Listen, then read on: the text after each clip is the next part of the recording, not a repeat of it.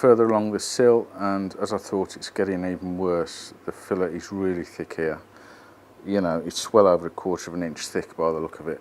I'll have to measure it, but this is how not to make your door fit.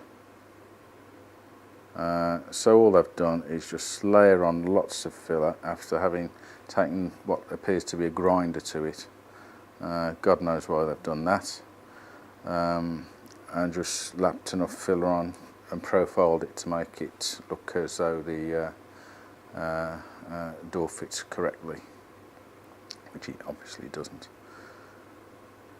So also, I don't know if you can see that there, but it looks like there's been a crack. I've actually cut it for some reason, and